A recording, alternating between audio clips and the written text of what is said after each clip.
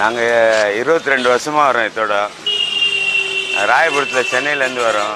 நாங்கள் ஒரு 50 பேர் வரோம். ஃப்ளோர்லாம் நடக்குது. அதனால தான் நாங்கள் ஒருத்தருக்காக வேண்டிக்கிட்டு நாங்கள் நடந்து போகிறோம்.